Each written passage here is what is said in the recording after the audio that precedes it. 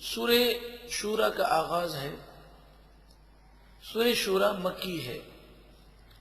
قرآن پاک کی ترتیب کے اعتبار سے اس کا نمبر 42 ہے اور نزول کے اعتبار سے اس کا نمبر 62 ہے۔ سورہ شورى اور پچھلی صورتوں میں ایک مناسبت ہے۔ اب اس سے اندازہ لگائیے کہ سورہ زمر اس کا نزول کا نمبر 59 ہے، سورہ مومن 60 نمبر، حامیم السجدہ 61 اور شورى 62۔ تو یہ چاروں صورتیں تقریباً ایک ساتھ نازل ہوئی ہیں، اس لیے چاروں صورتوں کے مضامین یکساں ہیں۔ الفاظ کا فرق ہے، انداز کا فرق ہے، لیکن جن چیزوں پہ زور دیا گیا وہ چاروں صورتوں میں تقریباً یکساں ہیں، کیونکہ جس وقت یہ صورتیں نازل ہوئیں تو اس وقت کے حالات کا تقاضا تھا اور کافروں کے جو اعتراضات تھے ان کے جوابات ان چار صورتوں میں دیے گئے۔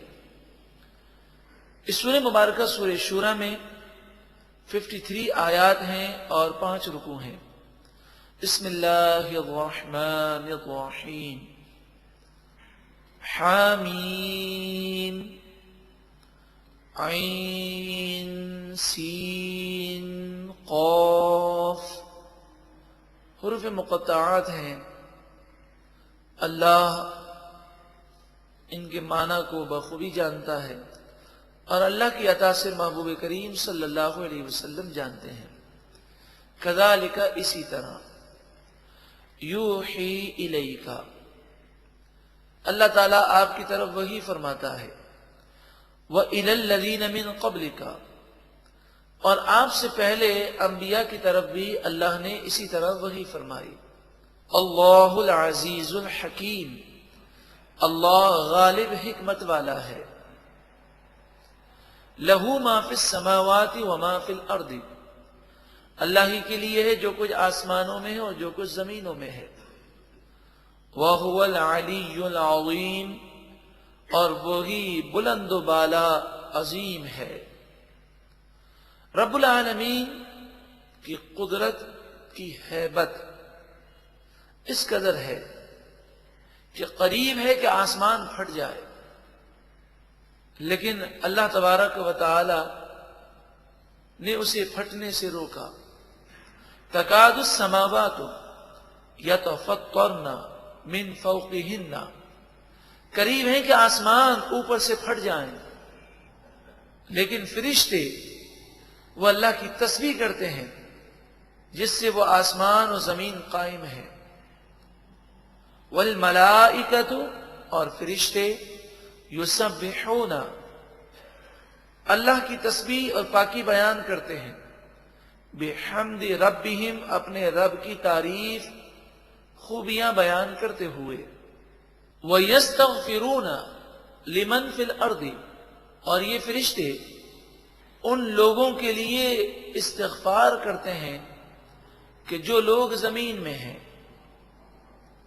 اس سے مراد یہ ہے کہ جو مومنین ہیں ان کے لیے فرشتے استغفار کرتے ہیں، اور جو کافر ہیں ان کے لیے فرشتے اس طرح دعا کرتے ہیں، اے پروردگار تو انہیں ایمان کی دولت عطا فرما، ورنہ لوگوں کے جو گناہ زمین پر ہیں ان گناہوں کی نحوست سے زمین و آسمان تباہ ہو جائے، مگر اللہ تبارک و تعالی کے فرشتے اللہ کی بارگاہ میں دعا کرتے ہیں، استغفار کرتے ہیں۔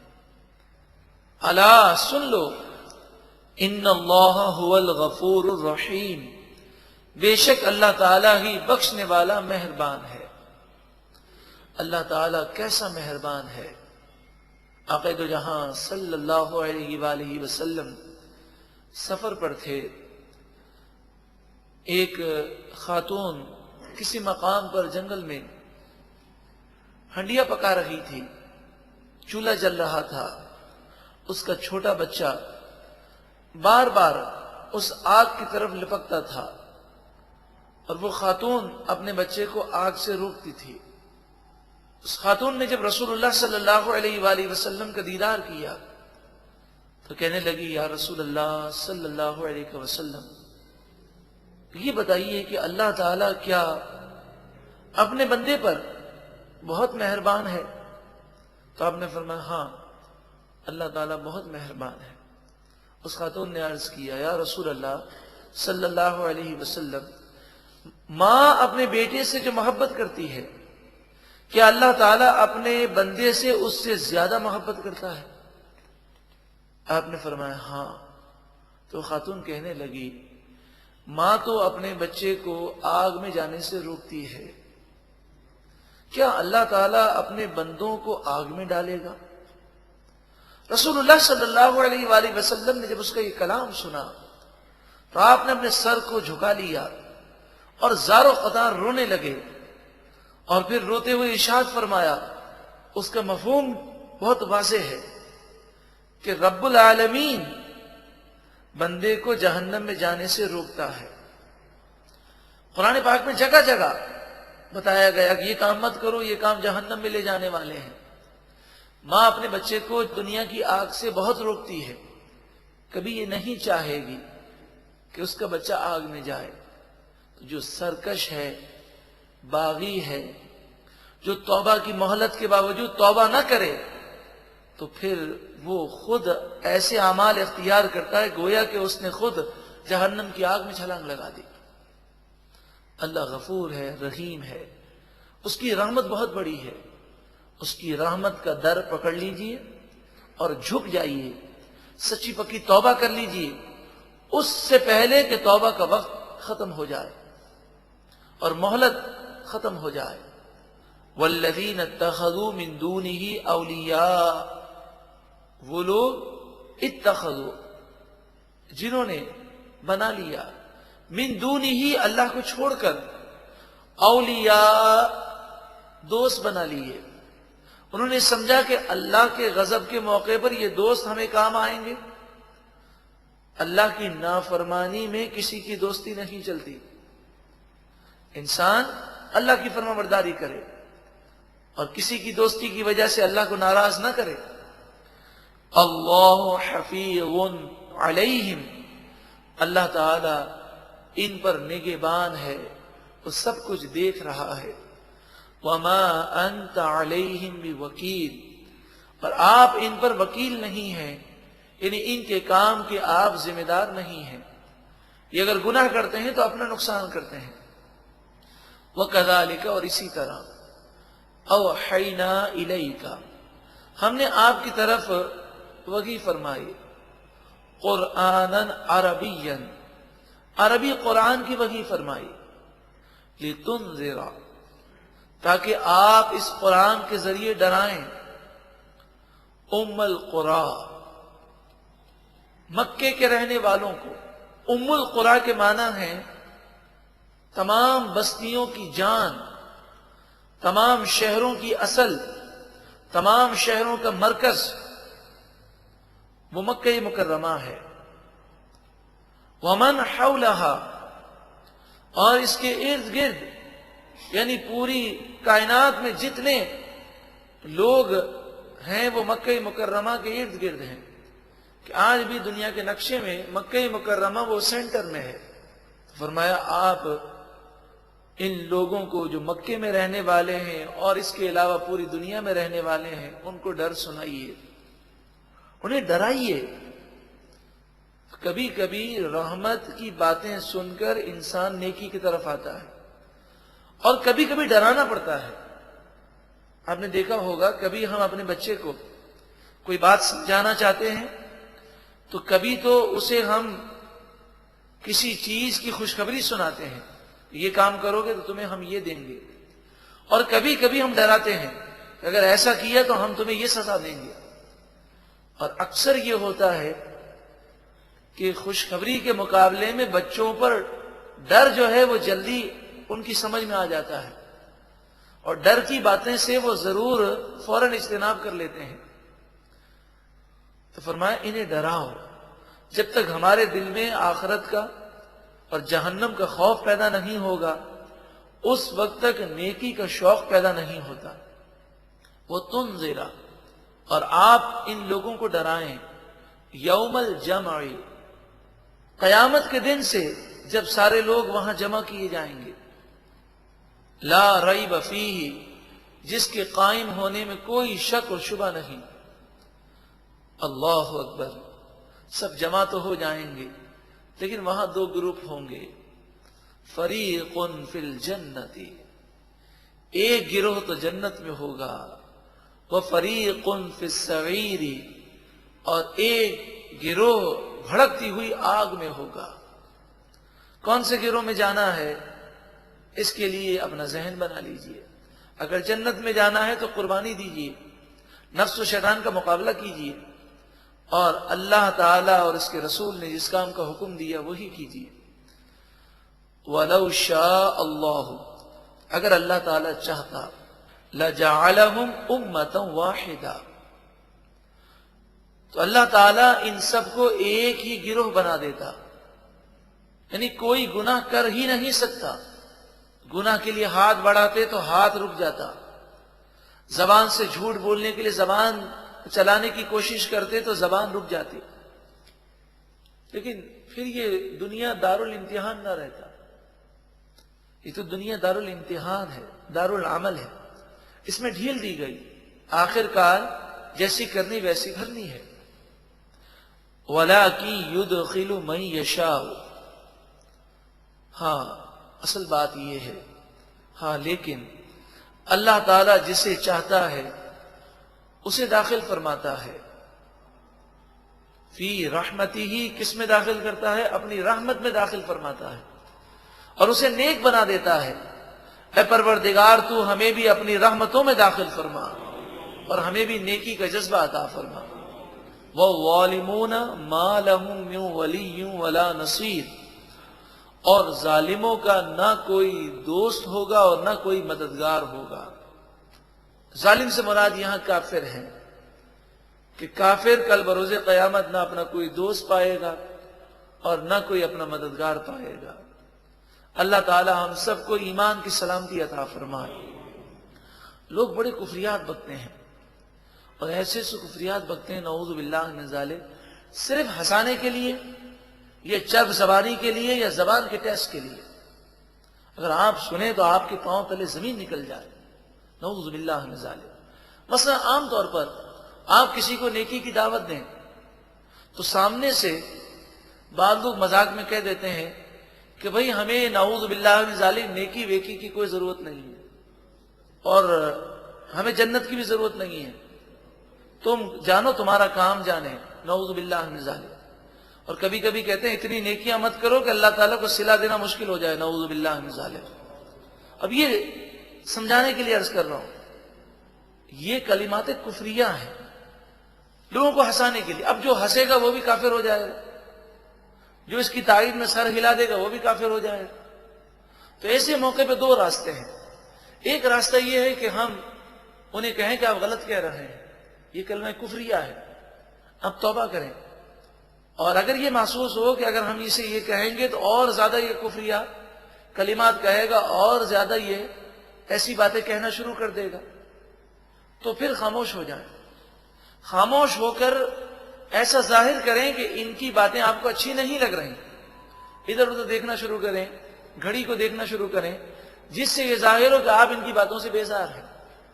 لیکن آپ انہیں نصیحت کیوں نہیں کر رہے کہ یہ ایسے جاہل ہیں، ایسے دین سے دور ہیں کہ اگر انہیں یہ کہیں گے آپ کفر بک رہے ہیں تو 10-15 اور کفریات یہ بک دیں گے، تو اس لیے ہم خاموش ہو گئے۔ اللہ تعالی ہم سب کے ایمان کی سلامتی عطا فرما۔ یہ کیسٹ ناقابل تلافی نقصان ضرور عام کیجیے تاکہ لوگوں کو اپنی ایمان کی حفاظت کی فکر پیدا ہو۔ ام اتخذوا من دونہ اولیاء، کیا اللہ کو چھوڑ کر انہوں نے دوسرے دوست بنا لیے جن کی خاطر وہ اللہ کو ناراض کرتے ہیں؟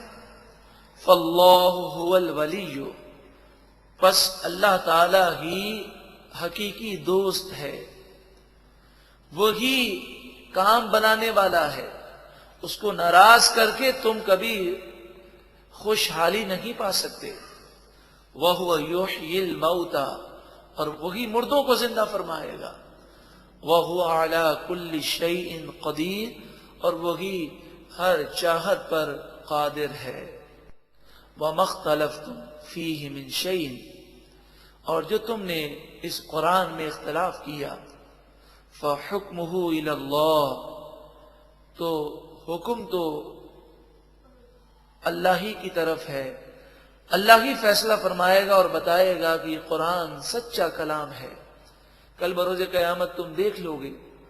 ذالکم اللہ ربی، رسول اللہ صلی اللہ علیہ وسلم سے فرمایا گیا آپ فرما دیں کہ یہ میرا رب ہے جس کی یہ شان ہے، علیہ توکلت، اسی پر میں نے بھروسہ کیا، وَإِلَيْهِ أُنِيبُ، اور اللہ ہی کی طرف میں رجوع لایا، اللہ ہی کی بارگاہ میں جھک گیا۔ فاطر السماوات والارض، آسمان و زمین کا پیدا کرنے والا وہ رب العالمین۔ جعل لکم من انفسکم ازواجا، جس نے تمہارے خود جانوں میں جوڑے پیدا کیے کہ لڑکے ہیں اور لڑکیاں۔ اگر دنیا میں صرف لڑکے پیدا ہوتے یا صرف لڑکیاں پیدا ہوتی تو افزائش نسل کا سلسلہ کیسے ہوتا، دنیا کا نظام کیسے چلتا؟ تو یہ اس کا کرم ہے۔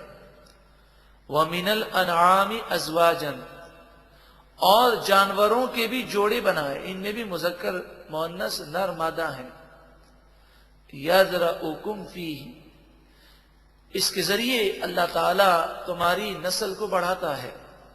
لَيْسَ كَمِثْلِهِ شَيْءٌ، کوئی چیز اللہ کے مثل نہیں ہے،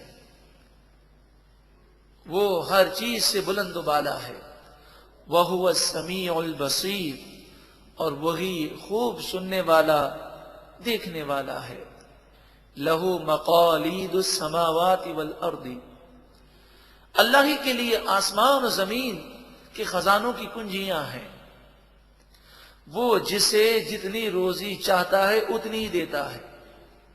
تو نبی کو، ولی کو، فرشتوں کو اس نے جو مقام چاہا وہ دیا، اور عام لوگوں کو بارش ہو یا روزی ہو یا صحت ہو، یہ جتنی نعمتیں ہیں اللہ تعالیٰ جتنی چاہتا ہے اتنی ہی دیتا ہے۔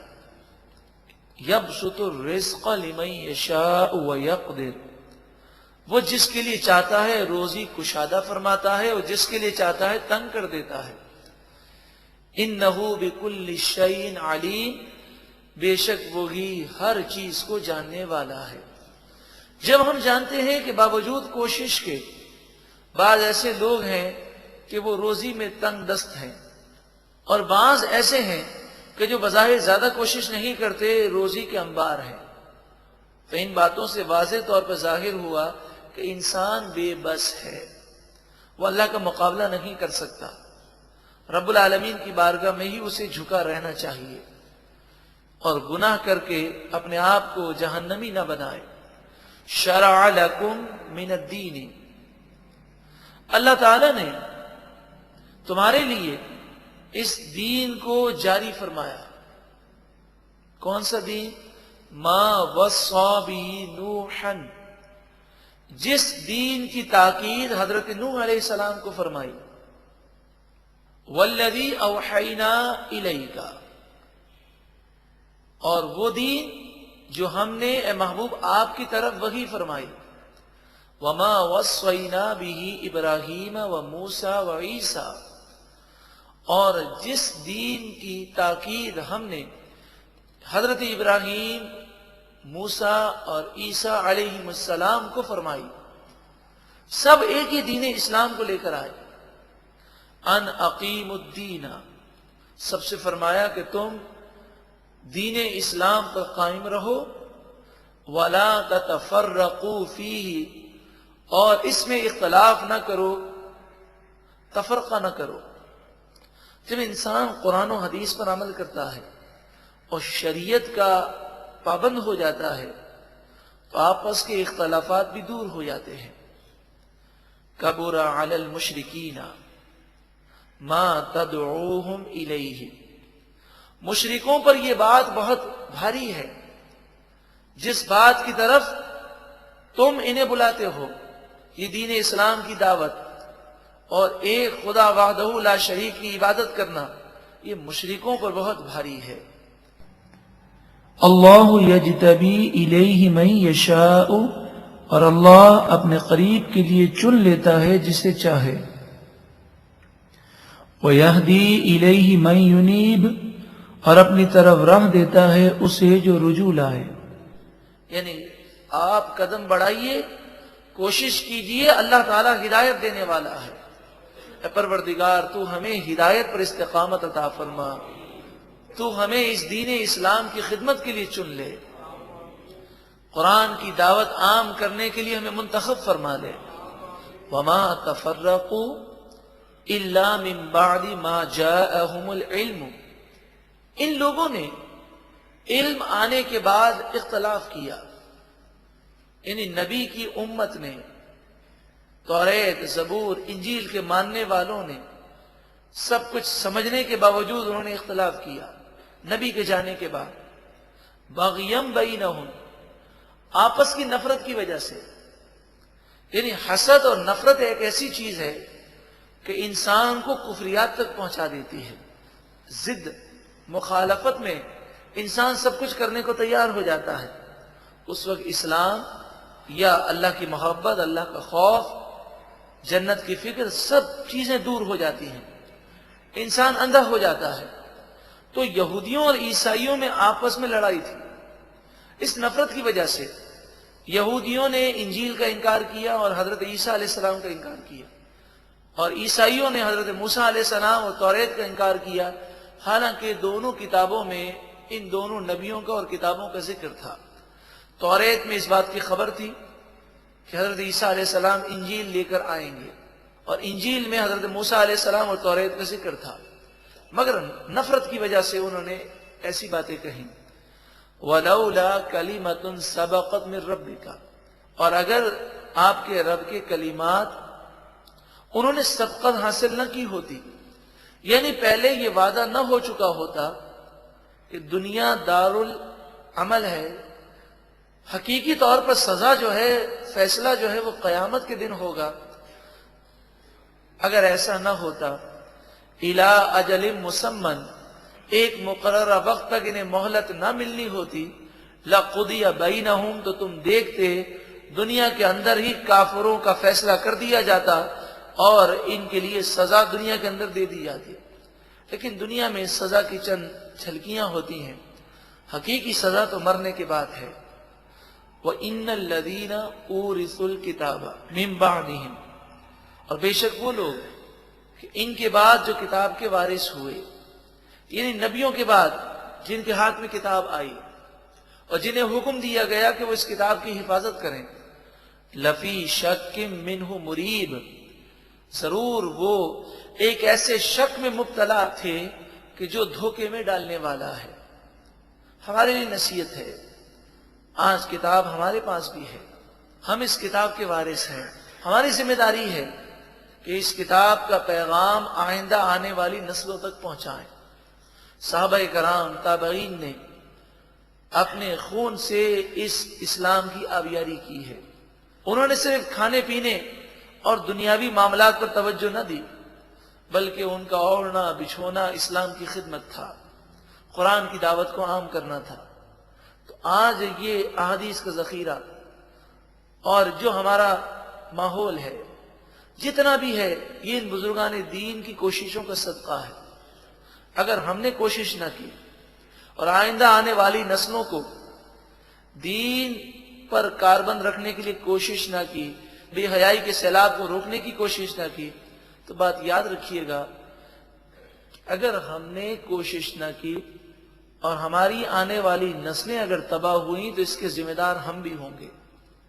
اللہ تعالی ہماری سستیوں کو دور فرمائے. فَلِذَٰلِكَ فَادْعُ، بس اسی لیے تم انہیں بلاؤ.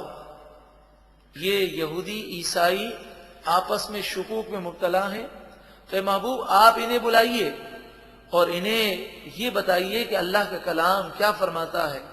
قرآن میں ایسی باتیں ہیں کہ اگر یہودی اور عیسائی غور کریں تو سب کے اختلافات دور ہو جائیں اور سب اسلام لے آئیں. اور اسلام میں توریت کا ذکر بھی ہے، انجیل کا ذکر بھی ہے. اسلام میں موسیٰ علیہ السلام کی تعظیم بھی ہے، عیسیٰ علیہ السلام کی تعظیم بھی ہے. اسلام تمام نبیوں کی تعظیم سکھاتا ہے. وَاسْتَقِمْ كَمَا أُمِرْتَ، اور ثابت قدم رہو دین پر اور دین کی دعوت دینے پر جیسا آپ کو حکم ہوا ہے. وَلَا تَتَّبِعْ أَهْوَاءَهُمْ، اور اے سننے والے کبھی بھی ان کافروں کی خواہش پر نہ چلنا ورنہ یہ تمہیں تباہ کر دیں گے. وَقُلْ، اور اے محبوب آپ فرمائیے، آمنت بما انزل اللہ من کتاب، اللہ تعالی نے جو کتاب نازل فرمائی میں اس پر ایمان لایا. وَأُمِرْتُ، اور آپ فرمائیے مجھے حکم دیا گیا، لِأَعْدِلَ بَيْنَكُمْ، کہ میں تمہارے درمیان انصاف کروں، میں ناانصافی کی بات نہیں کروں گا. اللہ ربنا و ربکم، اللہ ہمارا رب ہے اور تمہارا رب ہے. لنا اعمالنا، ہمارے لیے ہمارے اعمال ہیں. وَلَكُمْ اعمالکم، اور تمہارے لیے تمہارے اعمال ہیں. لا حجت بیننا و بینکم، ہمارے اور تمہارے درمیان کوئی حجت نہیں ہے. یعنی مراد یہ ہے کہ تمہارے پاس تو کوئی دلیل ہے ہی نہیں، تو ہمارے اور تمہارے درمیان دلائل کا مقابلہ اس وقت ہو کہ تمہارے پاس بھی کوئی دلیل ہو. اللہ یجمع بیننا، اللہ تعالی ہم سب کو جمع فرمائے گا. وَإِلَيْهِ الْمَصِيرُ، اور اللہ ہی کی طرف لوٹ کر جانا ہے، فیصلہ وہاں ہو جائے گا. وَالَّذِينَ يُحَاجُّونَ فِي اللَّهِ، وہ لوگ جو اللہ کے بارے میں جھگڑا کرتے ہیں، من بعد ما استجیب لہ، بعد اس کے کہ کئی لوگوں نے اسلام قبول کر لیا، مسلمان بڑی تیزی کے ساتھ پھیلتے جا رہے ہیں، اس کے باوجود وہ اللہ کے بارے میں جھگڑا کرتے ہیں. حجتہم داحضۃ عند ربہم، ان کی حجت، ان کے دلائل ان کے رب کے پاس بے وقت ہیں، کوئی ان کی حیثیت نہیں ہے. یہ فضول قسم کی باتیں کرتے ہیں. وَعَلَيْهِمْ غَضَبٌ، اور ان لوگوں پر اللہ کا غضب ہے. وَلَهُمْ عَذَابٌ شَدِيدٌ، اور ان کے لیے شدید عذاب ہے. اللہ الذی انزل الکتاب بالحق والمیزان، اللہ جس نے کتاب کو حق کے ساتھ نازل کیا اور جس نے میزان کو نازل کیا. میزان سے مراد آقا دو جہاں صلی اللہ علیہ وسلم ہے کہ آپ حق کی پہچان ہے. جو آپ کو دیکھے، آپ کے معجزات کو دیکھے، آپ کے کلام کو سنے، اس کے لیے حق واضح ہو جائے گا. وما یدریک لعل الساعۃ قریب، اور اے لوگوں تم کیا جانو، ہو سکتا ہے قیامت بہت قریب ہو، اس لیے تم قیامت کی تیاری کرو. اور در حقیقت ہر شخص کے لیے موت یہ قیامت صغریٰ ہے. یستعجل بها الذین لا یؤمنون بها، کافر لوگ جو قیامت کو مانتے ہی نہیں ہیں وہ قیامت کی جلدی مچاتے ہیں اور کہتے ہیں جلدی آ جائے.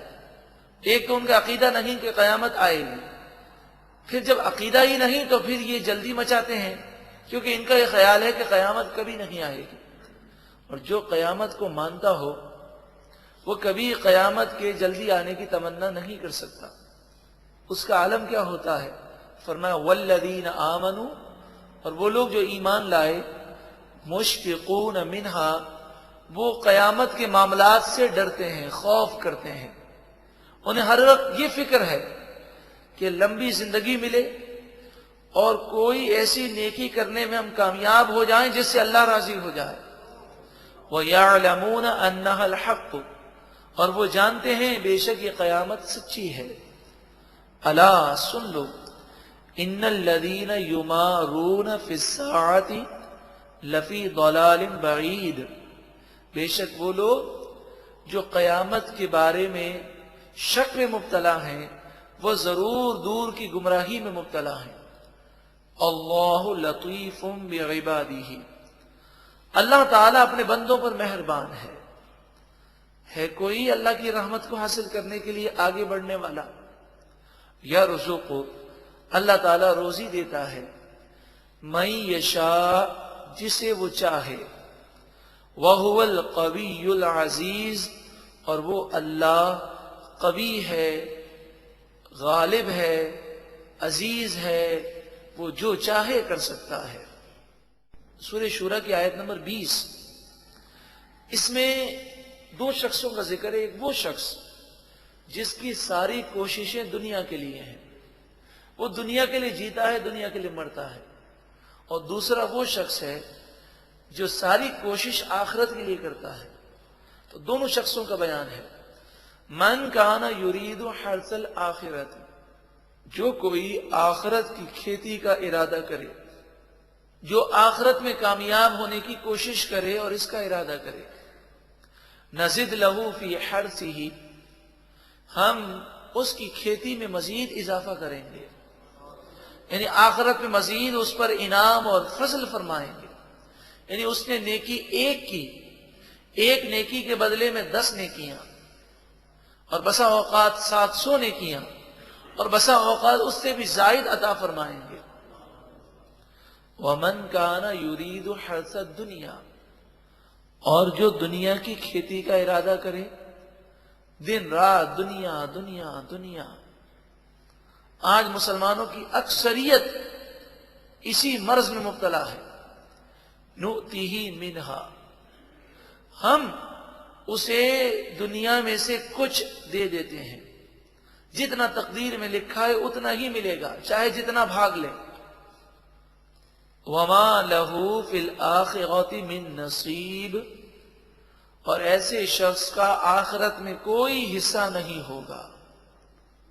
اے پروردگار ربنا آتنا فی الدنیا حسنہ، اے پروردگار دنیا میں بھی ہمیں بھلائی دے، وفی الآخرۃ حسنہ، اور آخرت میں بھی بھلائی دے، وقنا عذاب النار، اے مالک و مولا ہمیں جہنم کی آگ سے محفوظ فرما۔ صرف دنیا حاصل کر لینا کوئی کمال نہیں، اللہ تعالی آخرت میں بھی کامیابی دے اور دنیا کی بھی کامیابی دے۔ اور دنیا کی کامیابی وہ اللہ کو راضی کرنا ہے، دنیا کا سکون و چین اللہ کی یاد میں ہے۔ ام لہم شرکاء، کیا ان کے لیے کچھ شرکاء ہیں، انہوں نے خدا کے برابر مد مقابل کسی کو سمجھا ہے۔ شرعوا لہم من الدین، کہ ان جھوٹے خداؤں نے ان کے لیے کوئی دین پیدا کیا ہو، کوئی دین بنایا ہو۔ ما لم یأذن بہ اللہ، وہ دین جس کی اللہ نے اجازت نہ دی، ایسا ہو نہیں سکتا۔ حقیقی دین صرف اور صرف دین اسلام ہے۔ ولولا کلمۃ الفصل، اور اگر فیصلے کا کلمہ نہ ہوتا کہ فیصلہ کل بروز قیامت ہوگا، اگر یہ بات نہ ہوتی، لقضی بینہم، ضرور ان کا فیصلہ دنیا ہی میں کر دیا جاتا۔ وَإِنَّ الظَّالِمِينَ لَهُمْ عَذَابٌ أَلِيمٌ، اور بے شک ظالموں کے لیے دردناک عذاب ہے۔ طغوا الظالمین مشفقین مما کسبوا، تم ظالموں کو دیکھو گے، گناہگاروں کو دیکھو گے کہ اپنے گناہوں کی وجہ سے کانپ رہے ہوں گے، مشفقین، ڈر رہے ہوں گے، وَهُوَ وَاقِعٌ بِهِمْ، اور وہ گناہ کی سزا ان پر واقع بھی ہو جائے گی، انہیں گناہوں کی سزائیں کل بروز قیامت دی جائیں گی۔ والذین آمنوا، اور وہ لوگ جو ایمان لائے، وعملوا الصالحات، اور انہوں نے اچھے عمل کیے، فی روضات الجنات، وہ جنتی باغات میں ہوں گے، باغات کی کیاریوں میں ہوں گے۔ لہم ما یشاءون عند ربہم، ان کے لیے وہ تمام نعمتیں ان کے رب کے پاس ہوں گی جو وہ چاہیں گے۔ ذالک هو الفضل الکبیر، یہی سب سے بڑا فضل ہے۔ اے مالک و مولا ہم پر بھی اپنے فضل کی بارشیں فرما۔ ذالک الذی یبشر اللہ عبادہ، یہ وہ نعمت ہے جس کی بشارت، جس کی خوشخبری اللہ تعالیٰ اپنے بندوں کو دیتا ہے. کون سے بندوں کو؟ الذین آمنوا وعملوا الصالحات، جو ایمان لائے اور انہوں نے اچھے عمل کیے، ان کے لیے خوشخبری ہے. اے مالک و مولا، ہمیں بھی ان لوگوں میں شامل فرما. قل، اے محبوب آپ فرمائیے، لا اسألکم علیہ اجرا الا المودۃ فی القربى، میں تم سے اس تبلیغ دین پر کوئی اجرت نہیں مانگتا. ہاں یہ بات ضرور ہے کہ میرے قریبی مسلمان رشتہ داروں سے محبت کرو، انہیں تکلیف دے کر مجھے ایذا مت دو، کیونکہ انما المؤمنون اخوہ، مسلمان آپس میں بھائی بھائی ہیں. ایک مسلمان کو چاہیے کہ وہ دوسرے مسلمان کے حق کو ادا کرے اور اس کی دل آزاری نہ کرے، یہ فرض ہے. جب عام مسلمانوں کا یہ معاملہ ہے تو اور خیال رکھنا چاہیے کہ حضور کو تکلیف نہ ہو. آپ جانتے ہیں کہ کسی بھی مسلمان کو تکلیف اس سے ہوتی ہے کہ اگر اس کی اولاد کو تکلیف دیں، اس کے بال بچوں کے بارے میں یا اس کے دوستوں کے بارے میں کوئی بات کہیں تو اسے تکلیف ہوتی ہے. تو حضور کے صحابہ کرام ہوں، اہل بیت ہوں، آل ہو، اولاد ہے، آپ کے رشتہ دار ہیں، ان کے بارے میں کوئی ایسا کلام کرنا کہ جس سے رسول اللہ صلی اللہ علیہ وسلم کو اذیت ہو، یہ ہمارے لیے ہرگز جائز ہی نہیں. تو حضور کی اولاد اور سادات کی تعظیم و توقیر ہم پر لازم ہے، جبکہ وہ مومن ہو اور ان کے عقائد درست ہوں. وَمَن يَقْتَرِفْ حَسَنَةً، اور جو کوئی نیکی کرے، نَزِدْ لَهُ فِيهَا حُسْنًا، ہم اس کی نیکی میں مزید اضافہ کریں گے. ان اللہ غفور شکور، بے شک اللہ تعالی بخشنے والا، نیکی کا صلہ دینے والا ہے. ام یقولون افترا علی اللہ کذبا، کیا وہ کہتے ہیں کہ اس نبی نے اللہ پر جھوٹ باندھا؟ نعوذ باللہ من ذالک. فَإِن يَشَإِ اللَّهُ يَخْتِمْ عَلَى قَلْبِكَ، پس اگر اللہ چاہے تو آپ کے دل مبارک پر رحمت کی مہر لگا دے.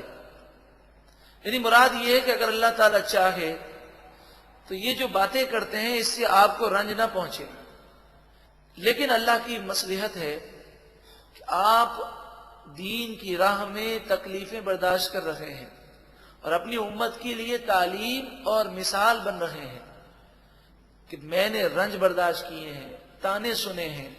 تم اگر مجھ سے محبت کرتے ہو اور یہ دعویٰ کرتے ہو کہ میرا سب کچھ آپ پر قربان ہے یا رسول اللہ صلی اللہ علیہ وسلم، تو میری محبت میں تم سب کچھ قربان کرنے کا ذہن بھی رکھو.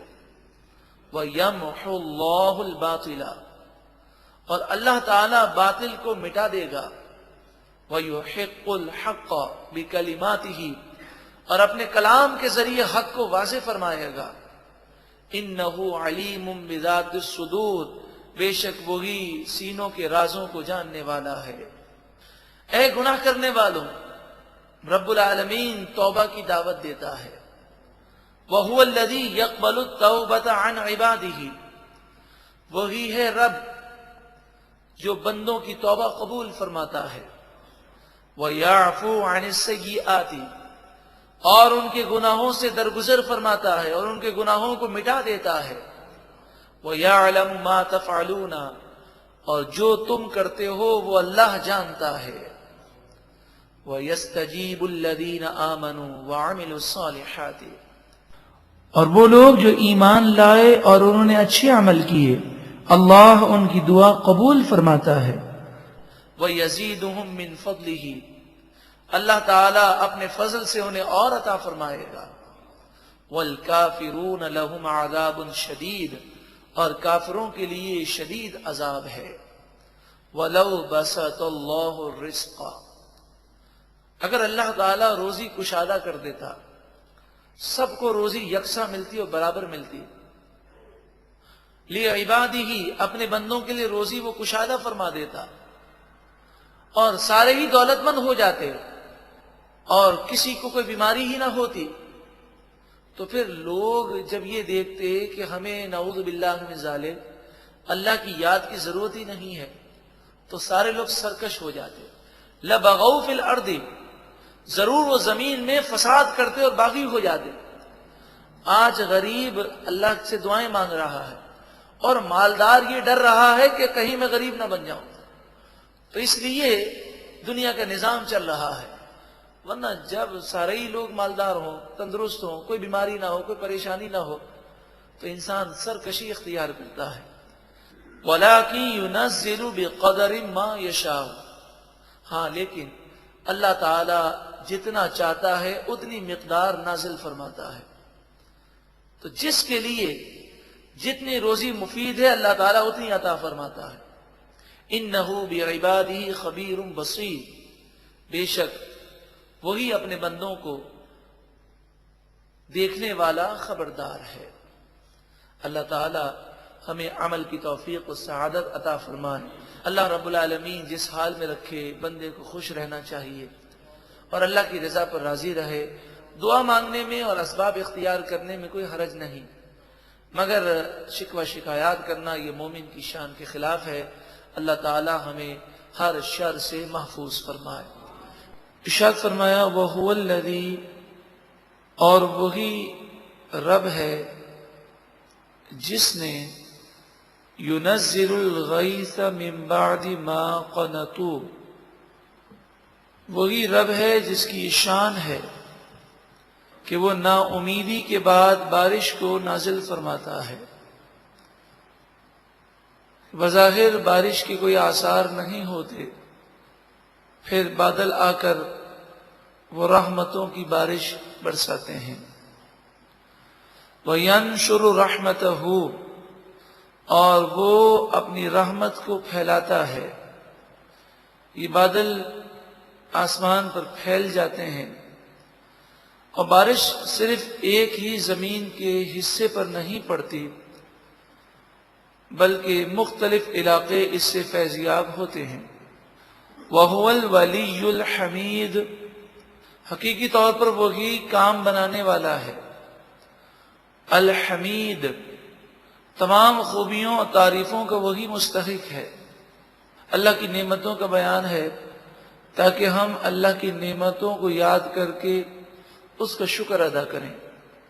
وَمِنْ آیَاتِهِ، اور اللہ تعالیٰ کی نشانیوں میں سے ایک نشانی یہ بھی ہے، خلق السماوات والارض، آسمانوں اور زمین کی پیدائش، یہ بھی اللہ کی بہت بڑی نشانی ہے۔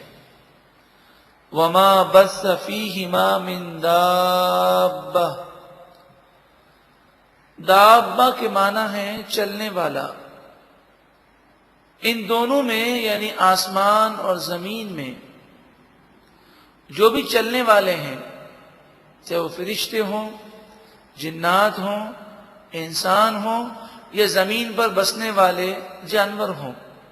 وما بث، اور جو چلنے والے اس رب العالمین نے پھیلائے، فیہما، ان آسمان و زمین میں، یہ بھی اللہ تبارک و تعالی کی نشانی ہے کہ اگر کیڑے مکوڑوں کو دیکھا جائے تو چھوٹے چھوٹے کیڑے اور وہ وائرس اور وہ جراثیم جو ہمیں نظر بھی نہیں آتے، ان پر بھی جب تحقیقات کی گئیں تو صدیاں گزر گئی تحقیقات کرتے کرتے، کوئی یہ دعویٰ نہیں کرتا کہ ہم نے اس پر تحقیق مکمل کر لی، بلکہ ہر نئے دور میں نئی تحقیق اور ریسرچ ہے۔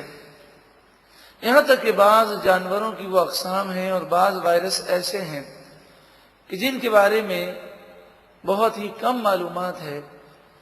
اللہ تبارک و تعالی نے اپنی تخلیق کو ذکر کیا اور جو کچھ اس نے پیدا کیا، آسمان و زمین اور مخلوقات، ان میں جتنا غور و فکر کریں، چاہے وہ ریسرچ کے کسی مقام پر فائز ہو، ہر دفعہ غور و فکر کرنے پر اسے نئی نئی باتیں اور قدرت کی نئی نئی نشانیاں نظر آتی ہیں۔ جہاں تک پہلے اس کے ذہن کو رسائی نہیں تھی۔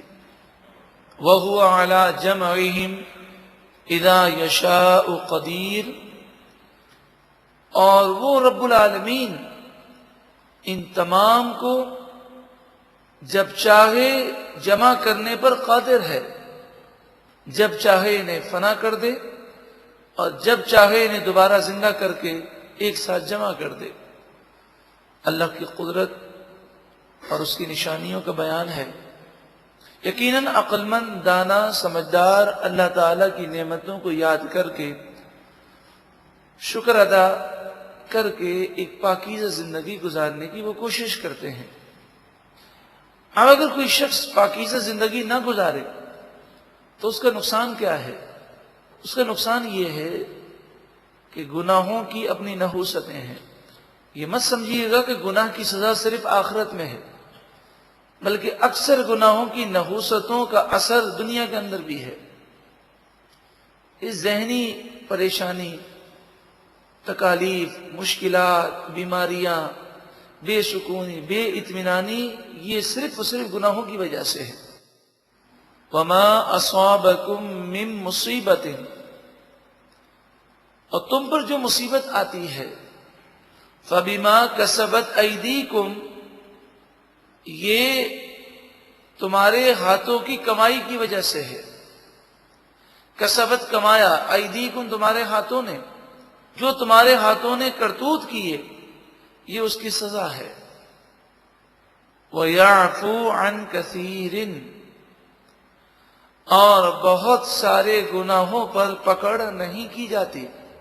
یعنی کئی ایسے گناہ ہیں کہ جس کی بظاہر وقتی طور پر دنیا کے اندر پکڑ ظاہر نہیں ہوتی، ہم تو دن رات گناہ کرتے ہیں۔ اگر ہر گناہ کا نتیجہ دنیا میں ظاہر ہونا شروع ہو جائے تو ہم دنیا کے اندر چلنے پھرنے کے قابل نہ ہوں۔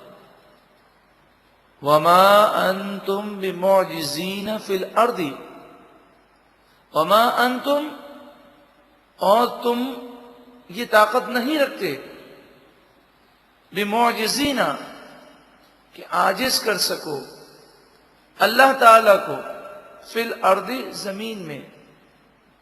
یہ مت سمجھنا کہ گناہوں کی وجہ سے اگر بظاہر کوئی نحوست محسوس نہیں ہو رہی یا مکمل تباہی نہیں آ رہی تو یہ مت سمجھنا کہ تم اللہ تعالیٰ کو عاجز کر سکو گے۔ اللہ تعالیٰ کی مصلحت ہے کہ اس نے تمہیں مہلت دی ہے، اور جب اللہ تعالیٰ کا عذاب آئے گا، وَمَا لَكُم مِّن دُونِ اللَّهِ مِن وَلِيٍّ وَلَا نَصِيرٍ، تو اللہ تعالیٰ کے عذاب سے بچانے والا اللہ کے مقابلے میں نہ کوئی تمہارا دوست ہوگا اور نہ کوئی تمہارا مددگار ہوگا۔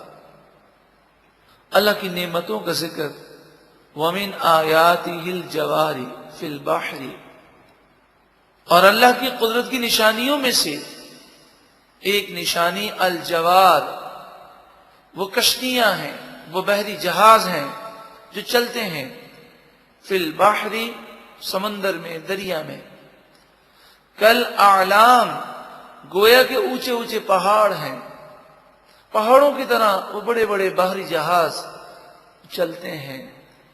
سوچنا چاہیے کہ ان بحری جہاز بنانے کے لیے جو لوہا یا دیگر چیزیں استعمال ہوتی ہیں، یہ چیزیں پیدا کس نے کی؟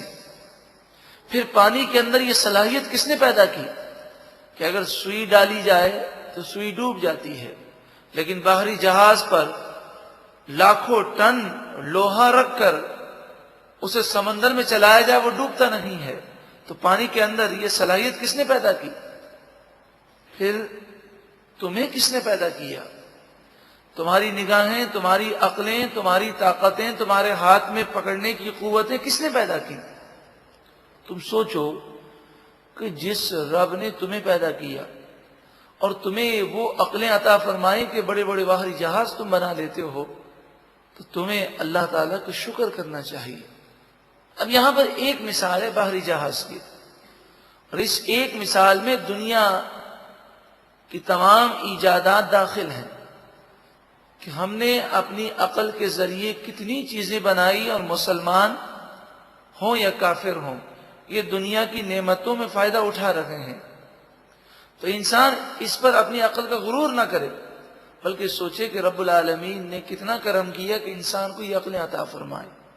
اگر دیکھا جائے تو جانوروں کے سائز انسانوں سے بڑے ہیں، وہ ہم سے زیادہ کھاتے ہیں اور ہم سے زیادہ قوت رکھتے ہیں، لیکن بڑے بڑے جانور انسان کے قابو میں آتے ہیں وہ عقل کی وجہ سے، جو اللہ تعالیٰ نے اسے عقل عطا فرمائی ہے.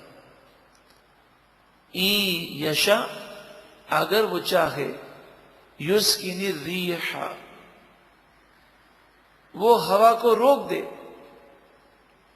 ہوائیں رک جائیں، اور تمہارے لیے ایسا عالم ہو کہ کشتی سمندر کی موجوں میں وہ پھنس جائے. بڑے بڑے بحری جہاز، یہاں تک کہ سپر پاور کہلانے والے ممالک کے بھی بحری جہاز جب وہ چاروں طرف سے موجوں میں گر جاتے ہیں تو بسا اوقات وہ دریا کی اور سمندر کی بھنور میں، جسے سمندر کا دلدل کہتے ہیں، اس کے اندر اس طرح غرق ہو جاتے ہیں جس طرح کیچڑ کے اندر یا صحرائی اور ریگستانی دلدل کے اندر لوگ اندر دھس جاتے ہیں. اللہ تعالیٰ چاہے تو یسکن الریح، وہ چاہے تو تمہارے لیے ہوائیں روک دے. فَيَظْلَلْنَ رَوَاكِدَ عَلَى ظَهْرِهِ، پھر اس وقت یہ کشتیاں دریا اور سمندر کی پیٹھ پر رک جائیں، نہ تم آگے جا سکو نہ پیچھے جا سکو. ان فی ذالک، بے شک ان تمام باتوں میں، لآیات لکل صبار شکور، ضرور نشانیاں ہیں ہر اس شخص کے لیے جو صبر کرنے والا اور شکر کرنے والا ہے. یا اللہ تو ہمیں صبر و شکر عطا فرما. صبر و شکر بہت بڑی نعمت ہے. صبر و شکر کیسے پیدا ہو؟ اس کا ایک بہترین ذریعہ دنیاوی معاملات میں اپنے سے ادنا کو دیکھا جائے، یعنی نعمتوں میں جو ہم سے بڑھ کر ہو اسے نہ دیکھیں، بلکہ اسے دیکھیں جو ہم سے بھی وہ نیچے ہے. اگر ہمیں سر میں درد ہے تو ایمرجنسی وارڈ میں چلے جائیں، وہاں لوگوں کو دیکھیں وہ کیسی ایڑیاں رگڑ رہے ہیں. لاکھوں روپے خرچ کرنے کے باوجود ہسپتالوں میں علاج مہیا نہیں ہو رہا. ڈاکٹر وہ لاجواب ہو چکے ہیں، اس مرض کو لا علاج قرار دے رہے ہیں. انسان جب وہ منظر دیکھتا ہے تو اپنے سر کا درد وہ بھول جاتا ہے. اسی طرح انسان ان چیزوں پر غور کرے جو اللہ تعالیٰ نے اس پر نعمتیں دی ہیں، اور ان چیزوں پہ غور نہ کرے جن چیزوں سے وہ محروم ہے. تو مسلسل وہ نعمتوں کا ذکر کرتا رہے گا تو اسے شکر بھی پیدا ہوگا اور صبر بھی پیدا ہوگا. او یوبقہن، یا اللہ تعالیٰ ان کشتیوں کو تباہ کر دے، وہ چاہے تو اس پر بھی قادر ہے. بما کسبو، اس وجہ سے کہ انہوں نے گناہ کیے. تو یہ گناہگار جن کشتیوں میں سوار ہیں، اللہ تعالیٰ چاہے تو ان کشتیوں کو، بحری جہازوں کو تباہ کر دے. وَيَعْفُ عَنْ كَثِيرٍ، اور اللہ تبارک و تعالی چاہے تو بہت سارے گناہوں سے درگزر فرمائے اور ڈھیل عطا فرمائے اور پکڑ نہ فرمائے. اور جب مہلت ختم ہو جائے تو اس وقت موت انسان کے لیے یہ پیغام ہے اللہ کی بارگاہ میں حاضر ہونے کا. اللہ رب العالمین ہمیں ایک پاکیزہ زندگی گزارنے کی توفیق عطا فرمائے. وَيَعْلَمَ الَّذِينَ يُجَادِلُونَ فِي آيَاتِنَا، اور جان جائیں وہ جو ہماری آیتوں میں جھگڑتے ہیں. مَا لَهُم مِّن مَّحِيصٍ، کہ اللہ کے غضب سے بچنے کی کوئی جگہ نہیں ہے. اور جہاں تک دنیا کا تعلق ہے، فَمَا أُوتِيتُم مِّن شَيْءٍ، تمہیں جو کچھ بھی دیا گیا، فَمَتَاعُ الْحَيَاةِ الدُّنْيَا، یہ دنیا کی ذلیل زندگی کا ذلیل اور حقیر سامان ہے، فانی سامان ہے، یہ تمہیں اللہ کے عذاب سے نہیں بچا سکے گا۔ ہاں، اگر کوئی شخص شریعت کے مطابق زندگی گزارے اور وہ دنیا سے دل نہ لگائے بلکہ اس کا دل اللہ کی محبت سے سرشار ہو، تو اس کے لیے یہ مال اور یہ اولاد نعمت بن جاتی ہیں۔ مال اور اولاد یوں تو نعمتیں ہیں، لیکن ہم نے اپنے اعمال سے انہیں زحمت بنا دیا۔ تو نعمتیں، یہ مال اور اولاد اور رحمت ان کے لیے ہیں کہ جو مال اور اولاد کی وجہ سے گناہ نہیں کرتے، شریعت کی پابندی کرتے ہیں۔ وَمَا عِندَ اللَّهِ خَيْرٌ، اور جو کچھ اللہ کے پاس ہے وہ سب سے بہتر ہے۔ وَأَبْقَىٰ، اور ہمیشہ رہنے والا ہے۔ لِلَّذِينَ آمَنُوا، یہ ساری نعمتیں ایمان والوں کے لیے ہیں۔ وَعَلَىٰ رَبِّهِمْ يَتَوَكَّلُونَ، اور یہ وہ لوگ ہیں جو اپنے رب پر بھروسہ کرتے ہیں۔ اب نیک لوگوں کی صفات کا بیان ہے۔ سب سے پہلی صفت وہ اللہ پر بھروسہ اور اعتماد کا ذکر ہے۔ تو ایمان یہ ہر عمل کے لیے ضروری ہے۔ اگر ایمان نہیں تو کوئی نیکی قبول نہ ہوگی۔ ایمان کے بعد سب سے پہلے تقوی اور پرہیزگاری کی جو منزل ہے اس میں اللہ پر بھروسے کا ذکر کیا گیا۔ یقین جانیے شریعت پر عمل کرنے کے لیے اللہ پر بھروسہ کرنا انتہائی ضروری ہے۔ اب آپ سوچیں، ایک شخص حرام روزی میں مبتلا ہے، حرام کما رہا ہے، اسے آپ کہیں کہ آپ یہ حرام کام چھوڑ دیں تو اس کا پہلا سوال کیا ہوگا؟ اگر میں یہ سب کچھ چھوڑ دوں گا تو کیا کھاؤں گا؟ اس موقع پر کون سی چیز اسے حرام سے بچا سکتی ہے؟ وہ اللہ پر بھروسہ کرنا ہے۔ اسی طرح پوری مارکیٹ میں فراڈ ہو رہا ہے، ہر تاجر نقلی مال کو اصلی بتا کر بیچ رہا ہے۔ اب کوئی اس دکان پر بیٹھ کر یہ کہے کہ یہ اصلی مال ہے اور یہ نقلی مال ہے، اور اصلی اور نقلی میں عوام فرق نہ کر سکتی ہو، تو اب دیکھیں عقل یہ کہتی ہے کہ یہ تو بڑا مشکل ہے کہ ہم اصلی چیز جس قیمت میں دے رہے ہیں برابر والے دکاندار وہی قیمت میں نقلی چیز دے رہے ہیں، اور نقلی چیز میں وہ نفع زیادہ کما رہے ہیں، تو ہم تو ان کا مقابلہ نہیں کر سکتے اور ہمارا گزارا ہی نہیں نکلے گا۔ لیکن اس موقع پر مجھے بتائیے کون سی چیز جھوٹ بولنے سے بچا سکتی ہے؟ وہ ہے اللہ پر بھروسہ کرنا۔ بندہ یہ سوچے کہ جو روزی میرے نصیب میں لکھی ہے وہ مجھے ضرور ملے گی، میں جھوٹ نہیں بولوں گا۔ اس طرح کی بے شمار چیزیں ہیں۔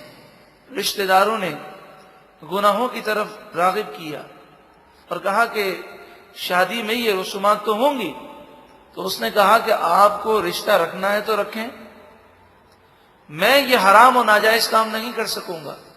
بتائیے جملہ کون کہہ سکتا ہے جس کا بھروسہ اللہ کی ذات پر ہو؟ اے مالک و مولا، تو ہمیں بھی اپنی ذات پر بھروسہ اور اعتماد عطا فرما۔ والذین یجتنبون، اور وہ لوگ جو بچتے ہیں، اجتناب کرتے ہیں، کبائر الاثم والفواحش، بڑے بڑے گناہوں سے، والفواحش، اور بے حیائی سے۔ دیکھیے بڑے بڑے گناہوں میں بے حیائی داخل ہے، لیکن بے حیائی کا ذکر الگ کیا گیا، اس لیے کہ بے حیائی یہ مسلمان کے لیے سب سے زیادہ نقصان دہ ہے۔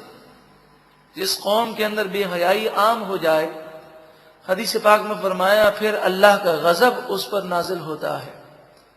جس قوم میں بے حیائی عام ہو جائے اس قوم میں بے برکتی عام ہو جاتی ہے، تنگ دستی عام ہو جاتی ہے، آپس کی محبتیں ختم ہو جاتی ہیں، رشتوں کا تقدس مٹ جاتا ہے۔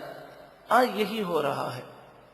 متقی لوگ بڑے بڑے گناہوں سے بچتے ہیں، والفواحش، اور ہر قسم کی بے حیائی سے بچتے ہیں، ان کی نگاہیں بھی پاک ہیں، ان کے ذہن بھی پاک ہیں، ان کے دل بھی پاک ہیں۔ مالک و مولا تو ہمیں یہ سعادت عطا فرما۔ وَإِذَا مَا غَضِبُوا، اور جب وہ غصے میں آتے ہیں، کوئی خلاف مزاج کام کر دے اور انہیں غصہ آ جائے، ہم یغفرون، تو وہ معاف کر دیتے ہیں اور اپنے غصے کو پی جاتے ہیں۔ کیا ہم نے اللہ کی رضا کے لیے کبھی غصہ پیا؟ اگر ہم غصے سے بچنا چاہتے ہیں، جو ناجائز غصے کا اظہار ہے، اس سے اگر ہم بچنا چاہتے ہیں تو اس کا طریقہ یہ ہے کہ روزانہ، ہو سکے تو روزانہ اور ہو سکے تو ہر وقت ذہن میں غصے کے نقصانات کو آپ ذہن میں لائیں، ان احادیث کو بار بار پڑھیں جس میں غصے کے ناجائز اظہار سے منع کیا گیا۔ حضرت امام غزالی علیہ رحمہ نے فرمایا کہ غصے میں انسان اچھلتا ہے اور بڑا شور مچاتا ہے۔ آپ نے دیکھا ہوگا غصے میں وہ اچھل رہا ہوتا ہے، چیخ و پکار کر رہا ہوتا ہے۔ تو ایک بزرگ فرماتے ہیں کہ اے غصے میں اچھلنے والے، خیال کر کہیں یہ اچھال تجھے دوزخ میں نہ ڈال دے، اب کی بار تیرا اچھلنا تجھے جہنم میں نہ ڈال دے۔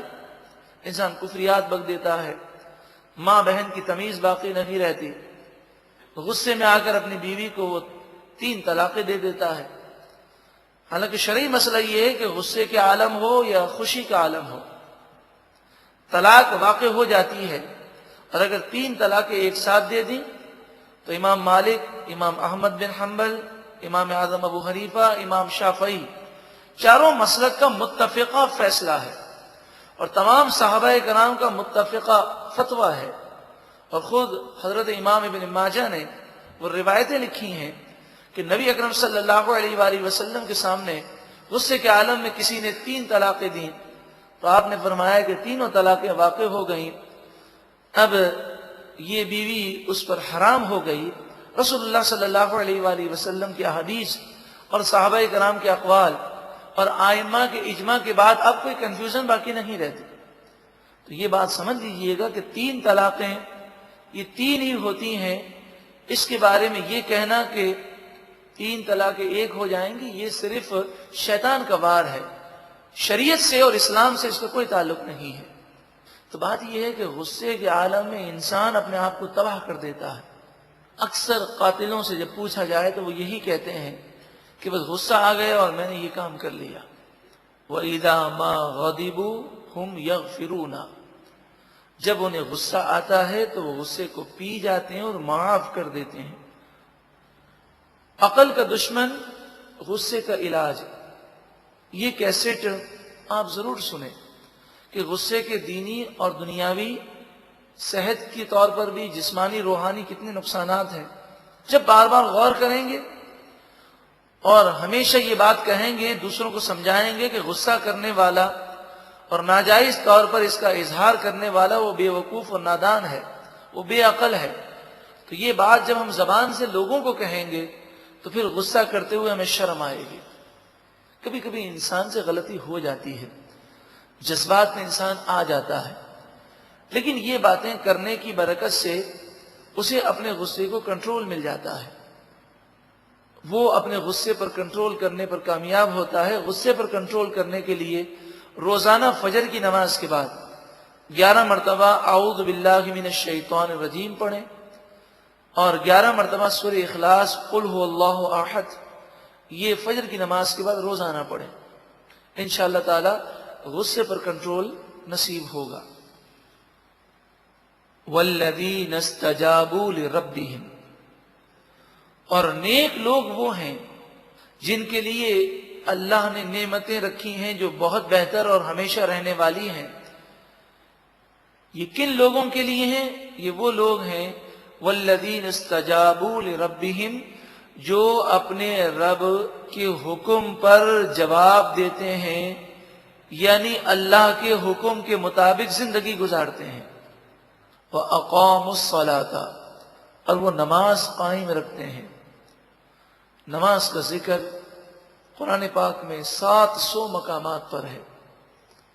اس کی اہمیت کا اندازہ آپ لگائیے۔ نماز کی پابندی کرنا، توجہ سے نماز پڑھنا اور نماز کے لیے وقت دینا، نماز کو اہم سمجھنا۔ جب ہم نماز کے لیے بیٹھتے ہیں تو نماز میں توجہ نہیں پیدا ہوتی۔ اس کی سب سے بڑی وجہ یہ ہے کہ ہم نیند کو اہمیت دیتے ہیں، کھانے پینے کو اہمیت دیتے ہیں، اپنے کاروبار کو اہم سمجھتے ہیں، اپنے ٹیلی فون کو اہم سمجھتے ہیں۔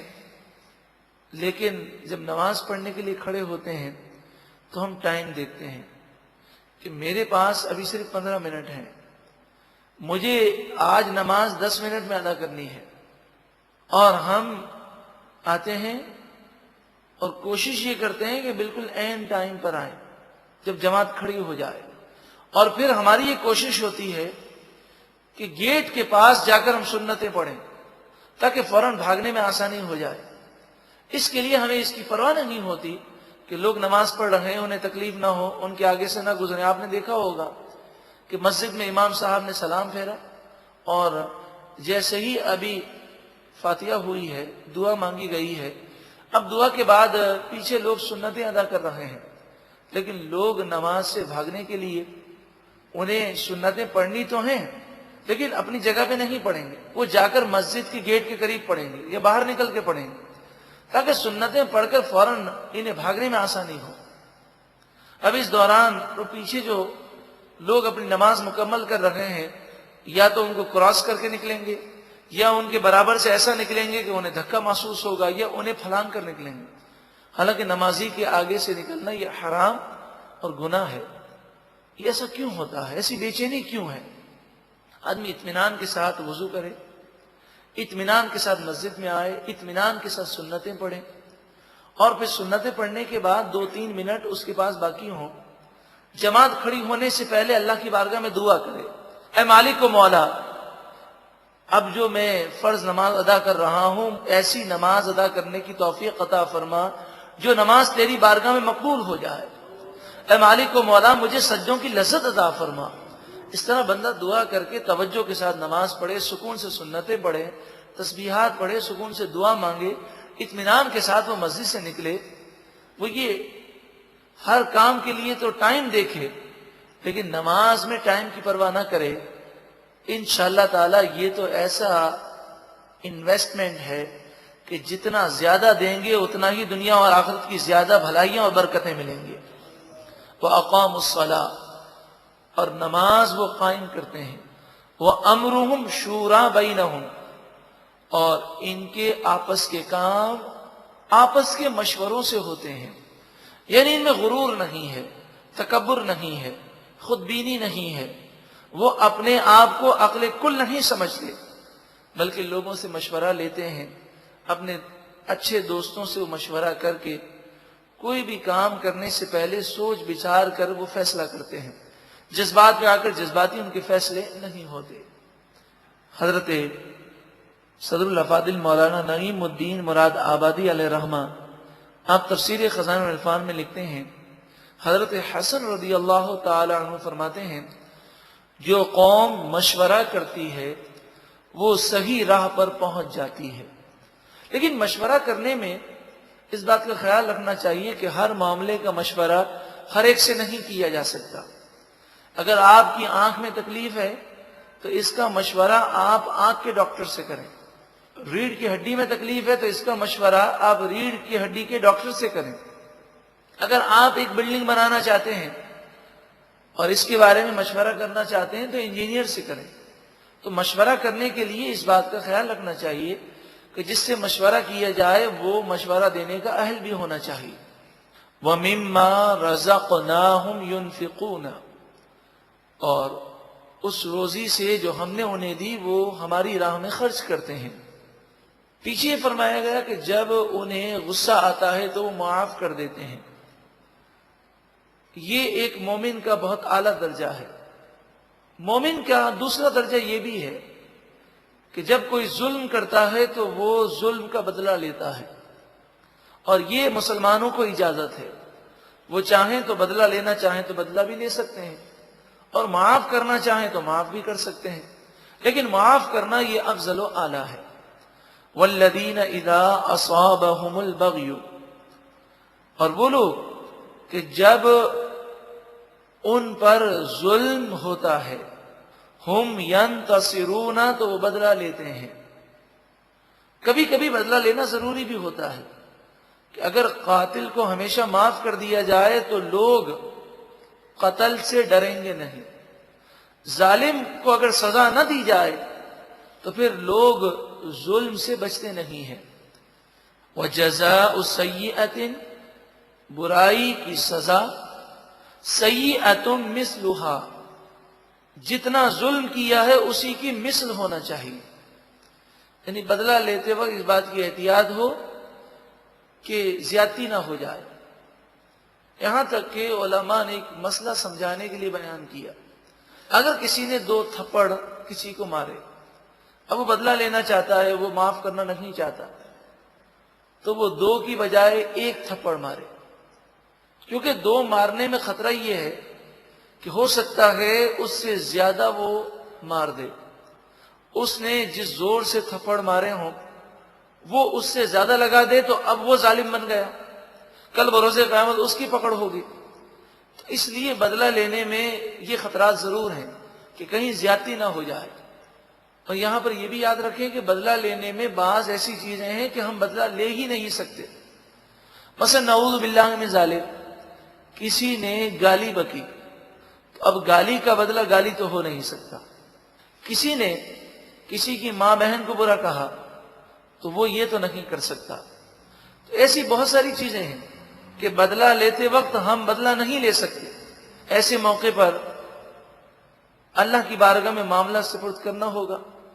تو جن چیزوں میں بدلہ لینا جائز ہے اور ہم بدلہ لے سکتے ہیں ان میں بھی فرمایا فمن عفا، پس جو کوئی معاف کر دے، درگزر کرے، وَأَصْلَحَ، اور وہ اصلاح کر دے، اس لڑائی کو دور کرنے کی کوشش کرے.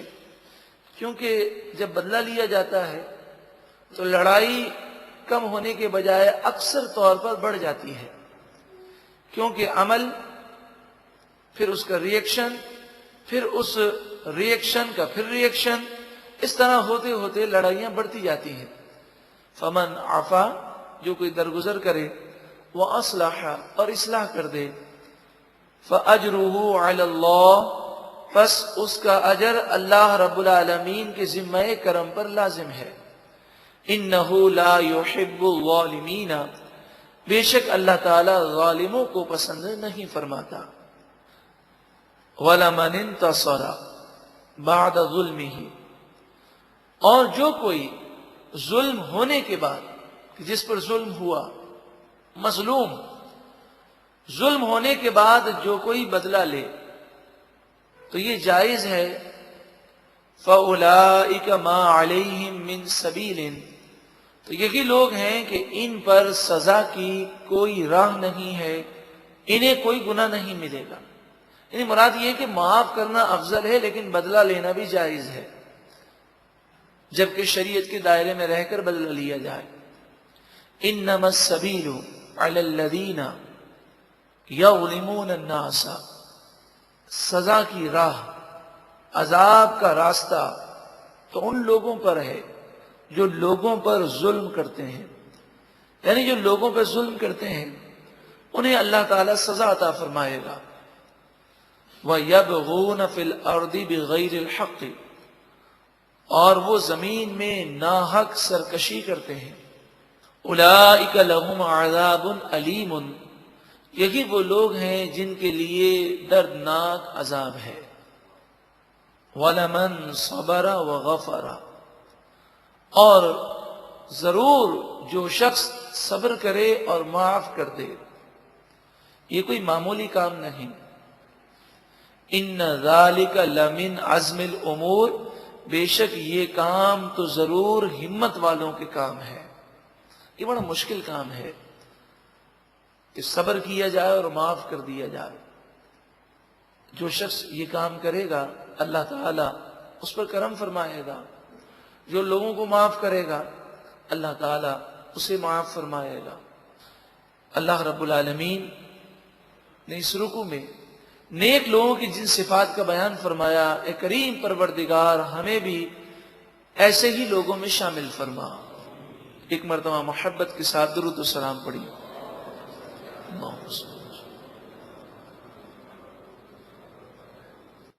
سورہ شورى آیت نمبر 44.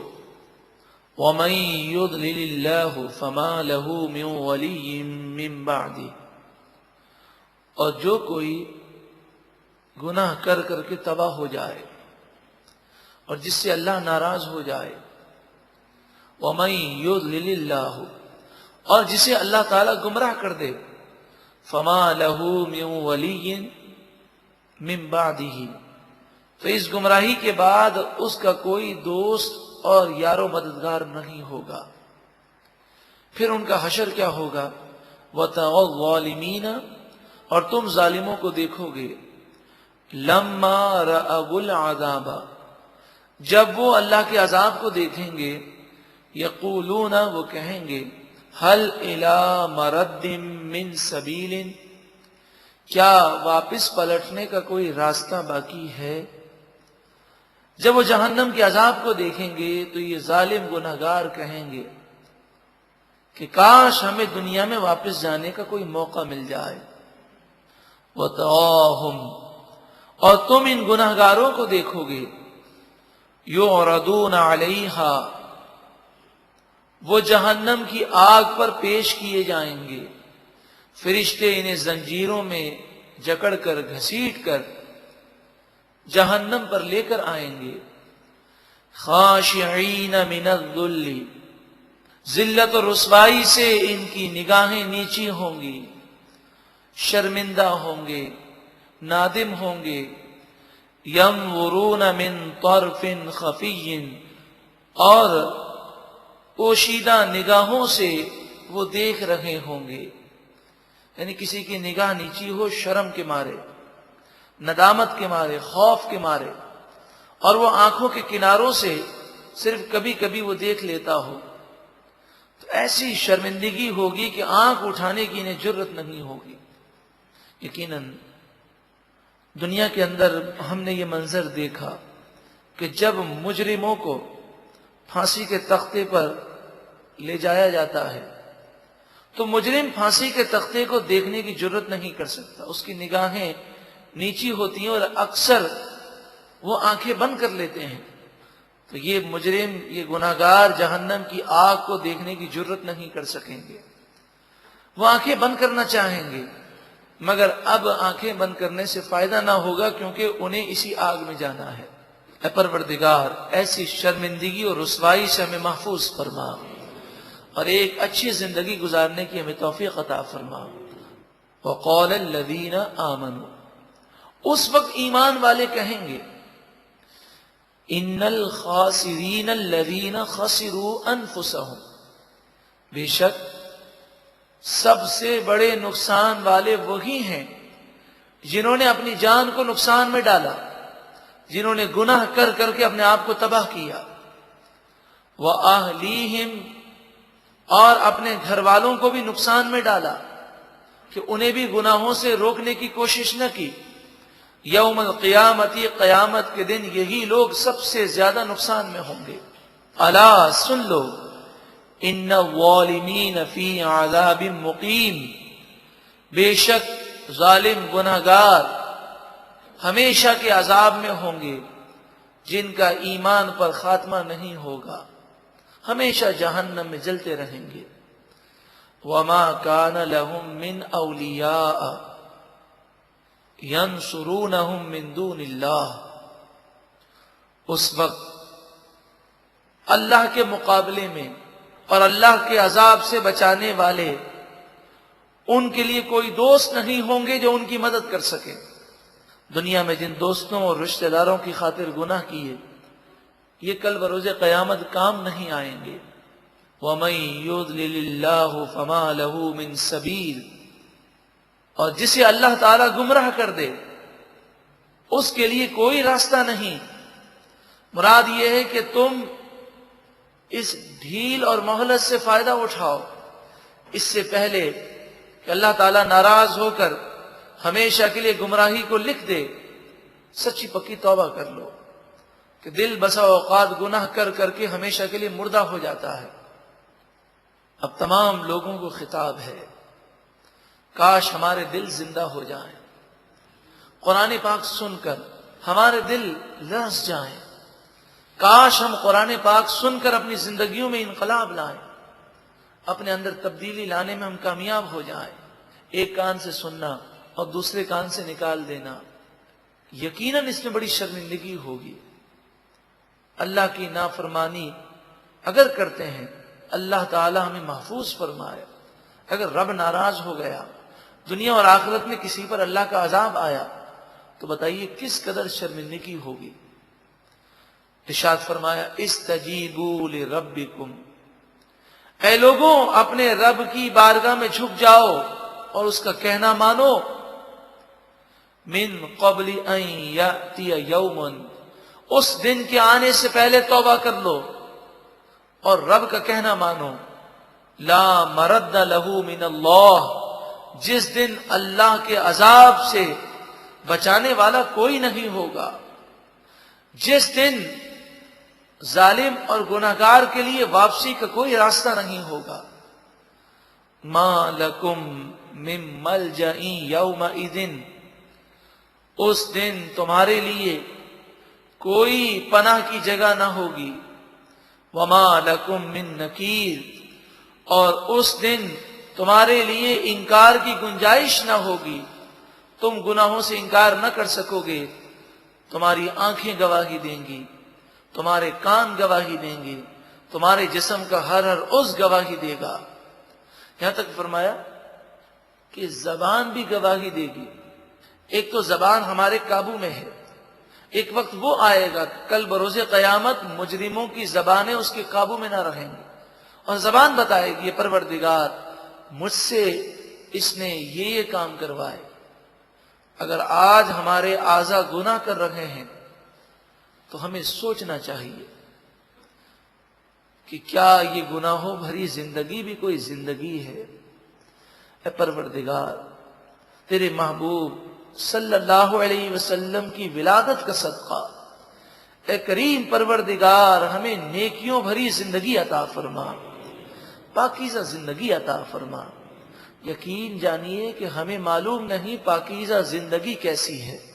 اگر ایک دن ہمیں روحانیت اور نورانیت والا مل جائے، ایک دن ہم اللہ تعالیٰ کی بارگاہ میں سچی پکی توبہ کے ساتھ گزار لیں، اس میں ایسی لذت ہے اور ایسا سکون ہے، ایسا چین ہے کہ بندہ کبھی گناہ کی طرف نہ جائے۔ ہم نے ساری زندگی گناہوں میں گزاری، ہمیں معلوم ہی نہیں کہ نیکی میں کیا لذت ہے، سجدوں کی تڑپ میں کیا سکون ہے، کہ سجدوں میں تو وہ لذتیں ہیں، وہ لذتیں ہیں کہ اگر ہمیں معلوم ہو جائے کہ سجدوں میں کیا لطف ہے تو پھر ہمارے لیے پوری پوری رات گزر جائے لیکن نمازیں بھاری نہ ہوں۔ لیکن جب ہمیں شیطان نے اس لذت سے دور کر دیا تو ہمیں معلوم ہی نہیں کہ اللہ کی عبادت کرنے میں تقوی پرہیزگاری میں کیسا سکون ہے۔ اے مالک و مولا ہمیں تقوی اور پرہیزگاری نصیب فرما۔